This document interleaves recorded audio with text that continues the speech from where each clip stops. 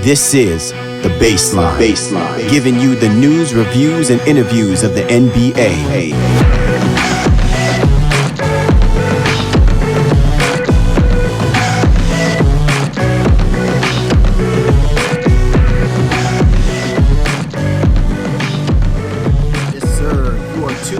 Baseline, Cal Lee, Warren Shaw, giving you the hot button topics of the NBA.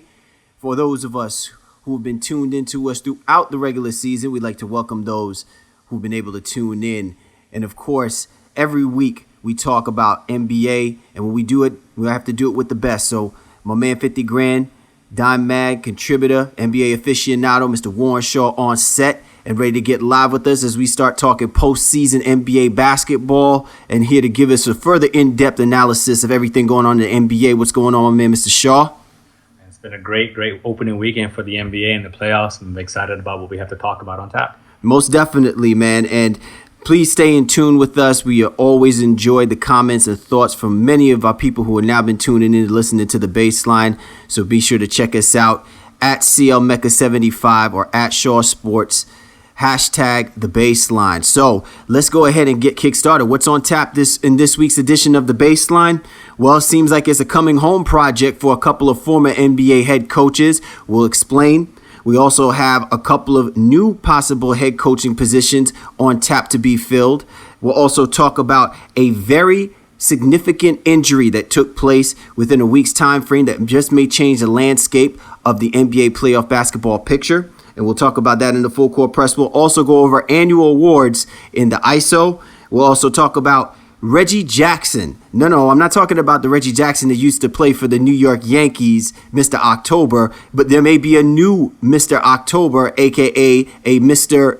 April, May, and June on the horizon for the Oklahoma City Thunder. He's on our Who's Got Next segment. And, of course, as we end things off properly and fully for the regular season, we actually give you our GasFace and GameFacials of the year.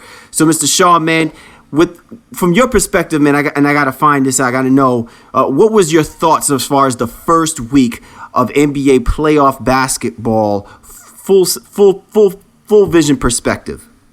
Overall, I think the games, haven't been as exciting as people would have hoped.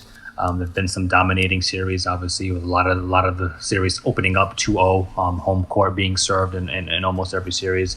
I think except for the Chicago series and the series with Denver and Golden State as well. So, that's the one thing that kind of stood out to me. I expected things to be a little bit more competitive, but hey, again, these teams could work for home court advantage, and they definitely did their job by holding serve. Yeah, most definitely. And make sure that you stay in tune with ourselves, myself and Mr. Shaw. We will give you post-series reviews from the Full Court Press perspective of each of the series as they take place. So to make sure to get that in-depth analysis, make sure that you tune in with us. You can also catch us on www.ipatio.com. We are internationally live thanks to iPatio. You can also catch our podcast, previously posted podcasts, on Mixcloud and SoundCloud. And then you can also catch us on YouTube. Most recently, the previews that we provided you with for the Eastern and Western Conference finals. It's never too late to check out the information that we gave in reference to those podcasts. So let's go ahead and get things kick-started, man. Straight up off the twire.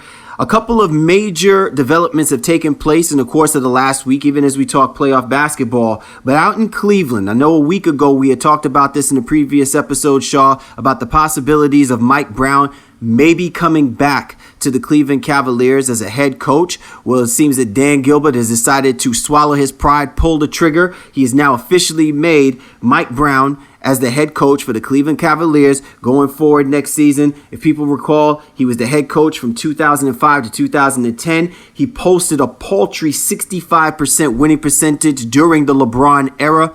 Shaw, what is your perspective regarding Dan Gilbert basically taking the reins on this and saying, I'm going to bring back Mike Brown? Is this saying more about what he did in his decision-making process almost 7 years ago to this date? Or is it saying more about the fact that they understood what they had when Mike Brown was at the helm with that young group of the Cleveland Cavaliers?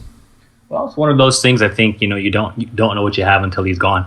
And, I was a little surprised by the hiring, but, I guess, like I said, I think it's just something that they realized, he was a pretty good coach. He was wrongfully ousted, on the Lakers earlier this season. And again, he said we'll see what he can do with with these young guys. I'm really interested to see how he's going to relate to Kyrie, Waiters, and Thompson, being that he's more of a defensive-minded coach than Byron Scott was. Byron Scott was a little bit kind of even keel both sides. But Mike Brown is known for his defense, so we'll see. How he interacts with those young guys, and when he comes in and brings a new system this summer. Do you think that he's going to envelop a sense of mental toughness and physical toughness with this Cleveland Cavaliers group? It's a very young bunch, but they could also be pretty physical. You got Zeller and you've got Tristan Thompson as your young bigs in the front court, and you'll have Anderson Varejao again, hopefully 1 year and possibly injury-free. Aside from freak accidents that have happened to him over the course of the last couple of seasons, will his style of his system be more of an advantage for that front court, more so than we are looking at the dynamic of the backcourt with Irving and Waiters? Well, I think, like I said, with him being a defensive-minded coach, I think that's going to help the Cavs in of itself. But he, as himself, as a coach, he actually is a pretty likable guy, to the players. He's, again, has that players coach mentality, almost to a fault though with LeBron, because when LeBron was there, he let LeBron kind of get away with everything. You heard a lot of things come out, later on after LeBron went to Miami.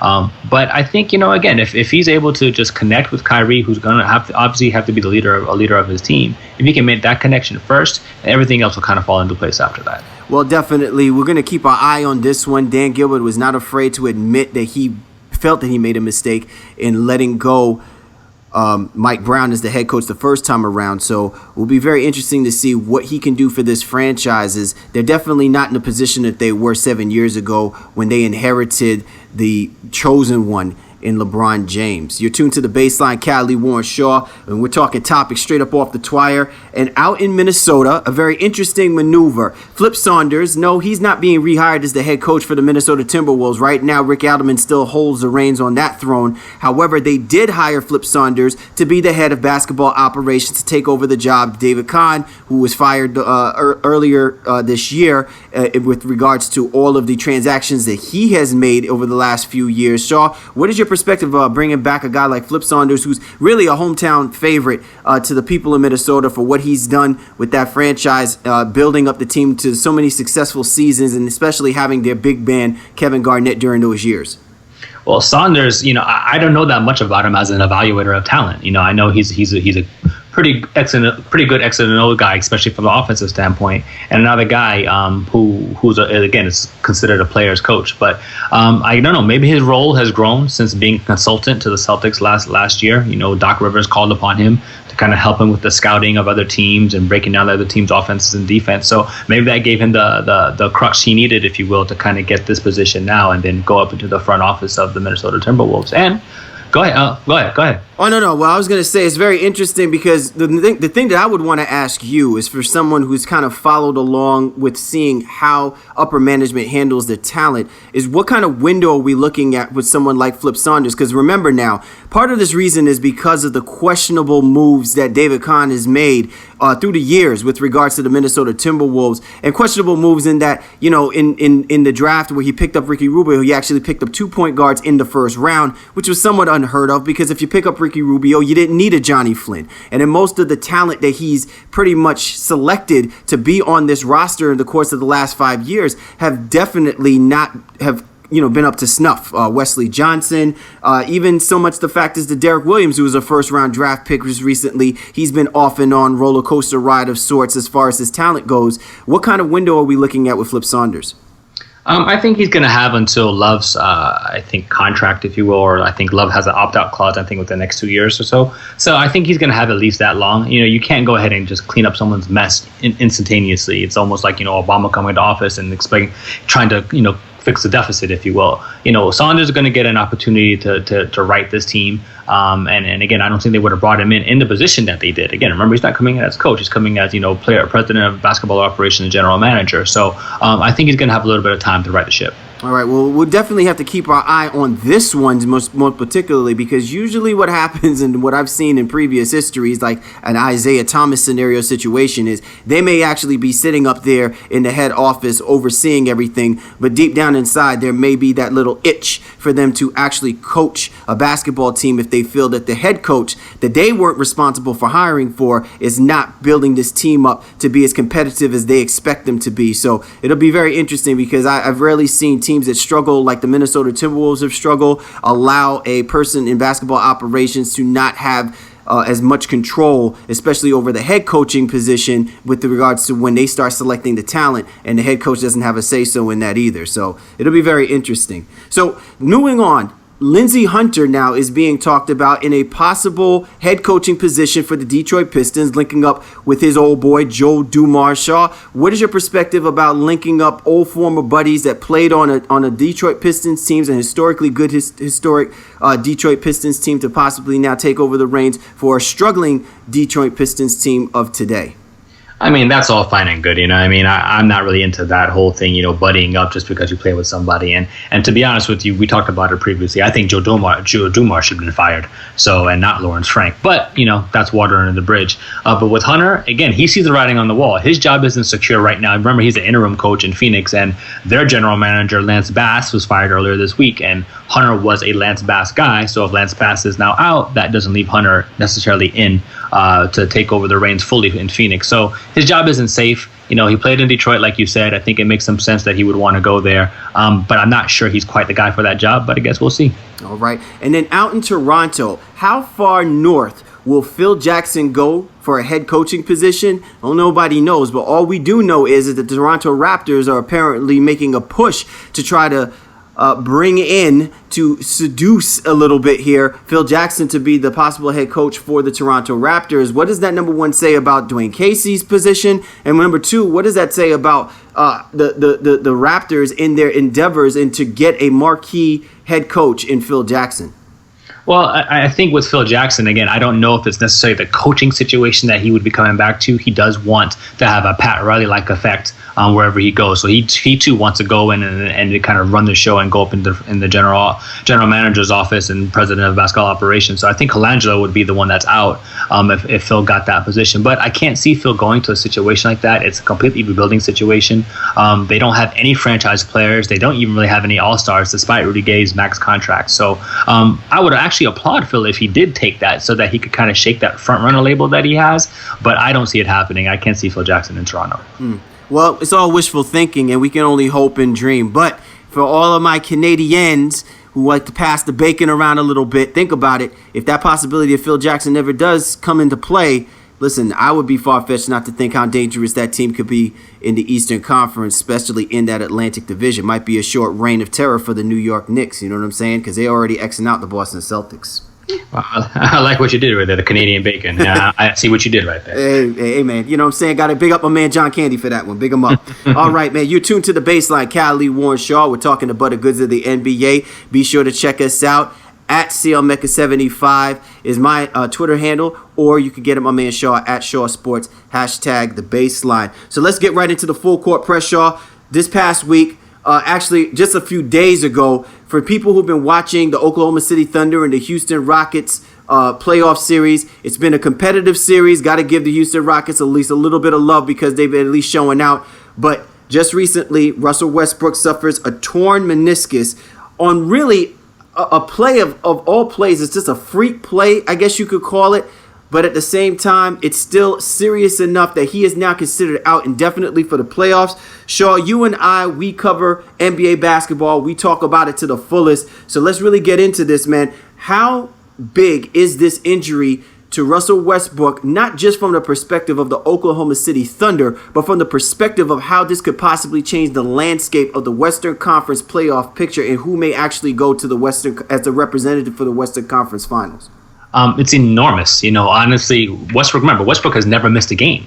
So the Thunder don't know what it's like to play without him. They have no clue. So how they're going to have to try to find an identity right now in the midst of the intense rivalries of the playoffs is going to be huge in how they respond and if they're actually able to advance and go deep into the playoffs and make another run at the finals.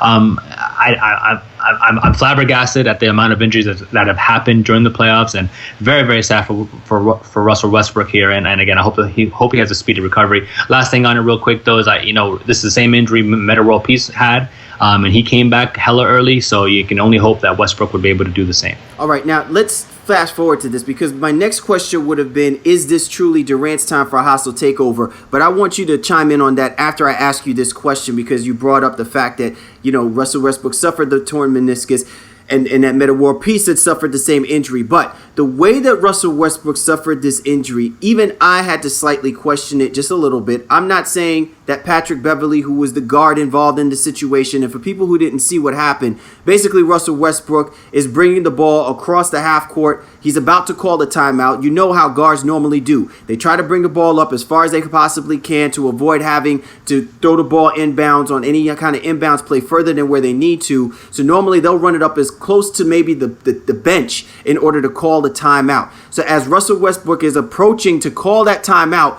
Patrick Beverley obviously is going to play until the whistle is blown, or play until the referee says timeout. He makes a stab at the ball that Russell Westbrook is dribbling up with, and instead misses and winds up running right into his knee, which, at this point now is what caused the torn meniscus. Number one, Shaw, from your perspective, could it have been perceived as slightly that of a dirty play? Because out of courtesy and etiquette in the NBA, when a guard does what he's doing, it's clear that he's trying to call a timeout. Well, again, I'm not buying it. I don't think it's dirty. Westbrook's dribbling the ball. The ball is still in play, as you said. Beverley has every right as a defender to try to make a play on that ball and steal the ball for his team. Many times, you see, especially you see in football, they call fake timeouts, and all of a sudden, if Beverley lets his guard down and Westbrook blows by him, then everyone's looking at Beverley like, well, why weren't you paying attention? So I don't think it was a dirty play at all. Westbrook reacted, obviously, in a way, because Westbrook is a competitor, but Westbrook is also the same guy we saw at NBA All-Star Weekend, slapping balls out of kids, slapping the ball out of the basket for kids who were shooting, in a game of put out. So he's a competitive guy at the very, very, very core of his being. So I don't think there's anything wrong with that play at all. Okay, now I get where you're coming from, and I only asked the question because everyone tends to want to ask the question, and a lot of it is kind of heightened by the fact that we're talking about a marquee athlete in Russell Westbrook. So I agree with you in the sense that, no, I don't think it was a dirty play, but do you think that it's a little bit reckless, though, in the way that Patrick Beverley attempted to go after that kind of steal? Keep in mind now, this wasn't he tried to slap at the ball. He literally shot in head first, you know what I'm saying? Body first, contact to the body. So clearly it was either going to be he's going to get it or he's going to foul Westbrook. So, I mean, do you think that in some way that could be slightly reckless, that you're basically, running at someone at that kind of speed, stabbing at what your attempt is going to be is stealing the basketball to make a play, and then instead you wind up hurting another player? Well, Beverley, again, he's not watching any face where this is a concern. He even said himself he feels bad for Westbrook having the injury, but he's not sorry about it. And again, for how he plays, he is kind of a herky-jerky type of player anyway. So for him to go after the ball the way he did, it's kind of just who he is and how he would play. I don't think he did anything out of the ordinary for his style of play. And that's why, again, I'm not giving any fault on his behalf right now. All right. So now, how do the Oklahoma City Thunder adjust from an X's and O's perspective? I think you're going to see a lot of pick and roll, with Durant, and probably with Durant and Ibaka. And obviously Reggie Jackson now is going to step in Westbrook's place, and then he's probably going to have to do a little bit of the same. Look for him to try to break down his man, especially if Jeremy Lin is in the game. If he comes back from that chest contusion he suffered. Jackson is definitely more athletic than Lin is, and he can definitely drive and kick a lot, very, very similar to the style of Westbrook. All right, and then from your perspective, Shaw, when you look at now the fact that Russell Westbrook is out of the picture, let's just say, for example's sake, that the Oklahoma City Thunder gets out of that first round. When you look at the rest of the teams that are still competing, if the Thunder do get past the first round, which teams do they face up better at, or could actually be more of a nightmare to if they were to make it to the second round? Well, the three teams that I'm looking at specifically to be licking their chops right now has got to be the Spurs, the Clippers, and the Grizzlies. Obviously, the Clippers and Grizzlies are playing each other, and then they would play the Thunder next, assuming they do get past the Rockets in this series. So those three teams have got to feel like they have a chance to really go to the finals right now with the Westbrook injury, assuming again Russell doesn't come back early.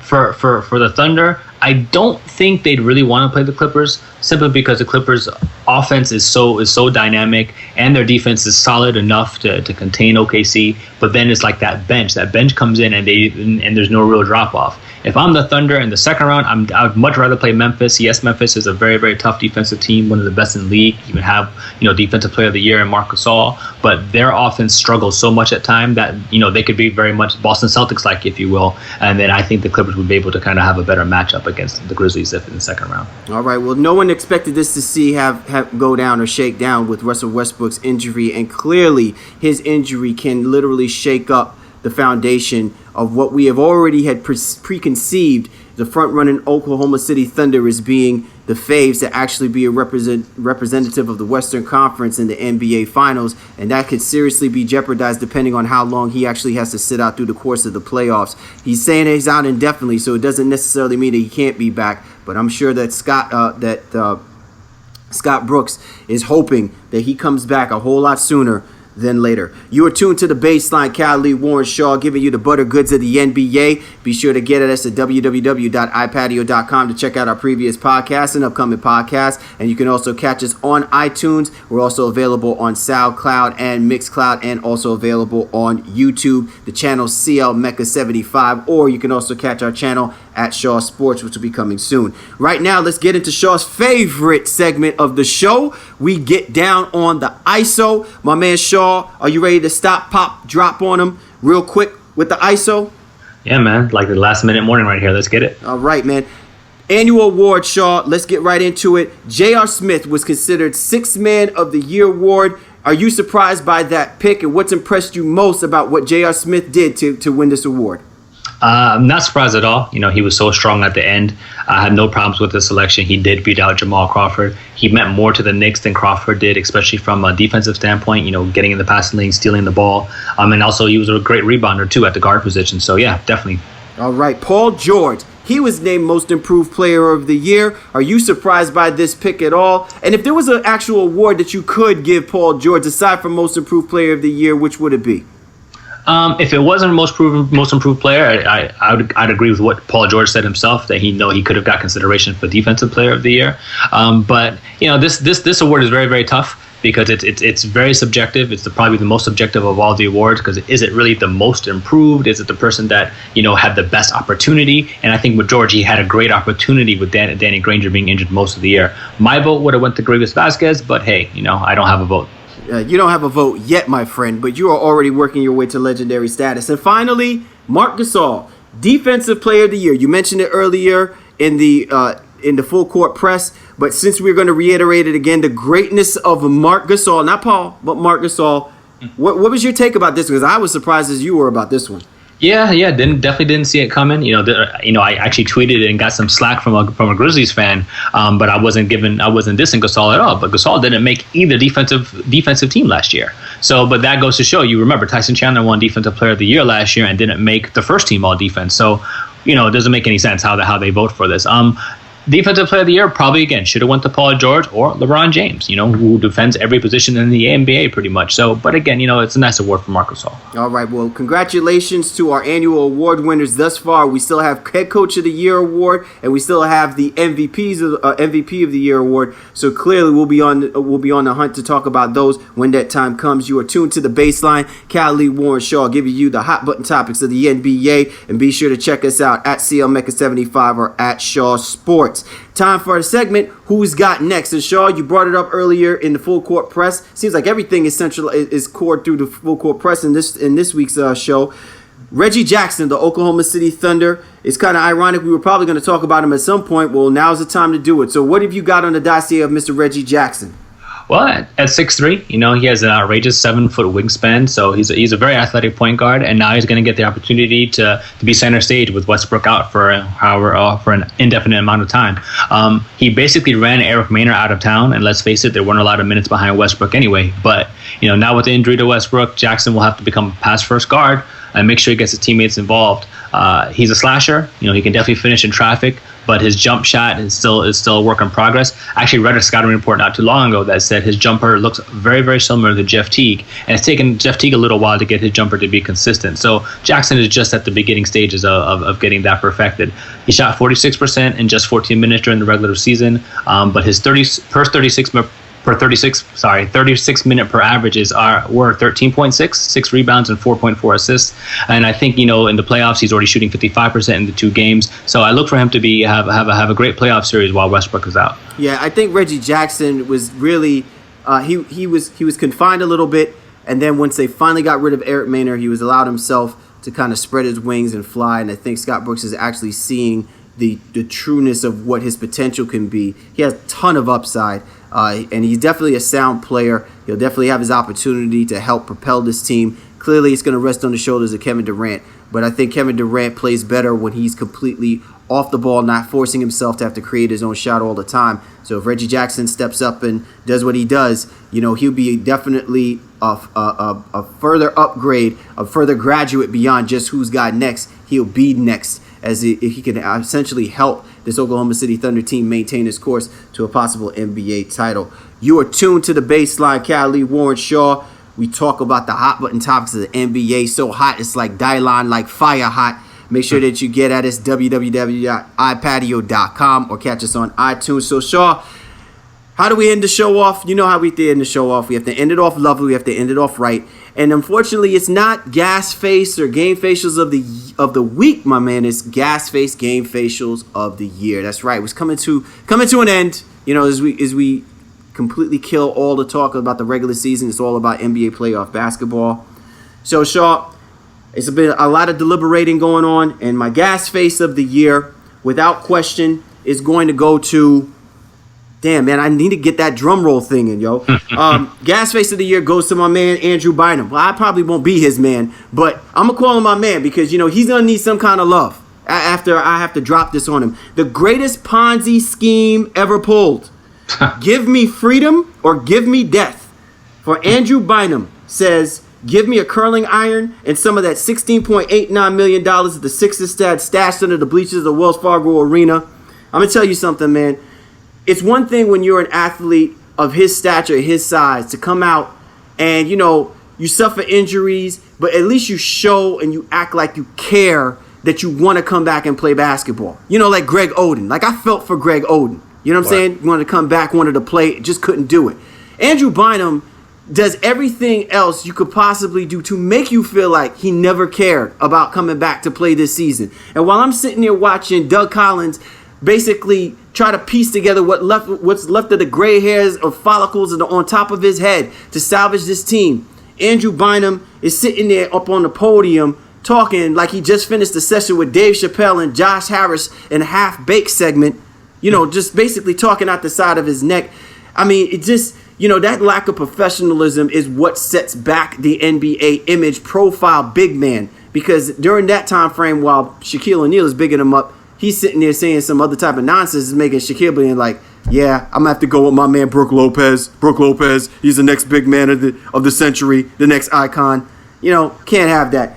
Andrew Bynum, unfortunately, my man, you get the GasFace of the year. If you want to come off the GasFace of the year, you need to give some of that 16.89 you earned or didn't earn back to the 76ers. Give it back to the people, man, because they deserve better than what they got this year.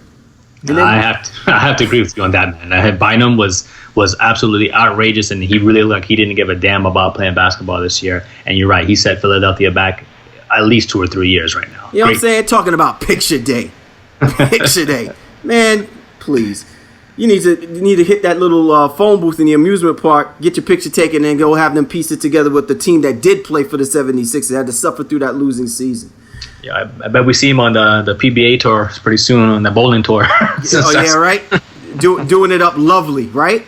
Yeah, man. Crazy. All right, Game Facial of the year. I know that we had talked about it off off the air, Shaw, but Game Facial of the Year, we could have selected a bunch of Blake Griffin segments, but, straight up and down, bro, I just think the LeBron James on Jason Terry dunk, straight up is just the Game Facial of the Year. And it's for two reasons. Number one, it's what it was because LeBron James and Jason Terry and their sordid history. But two, just the way that social media soaked that up. I mean, it's just like when a man actually has to watch his own death on Twitter.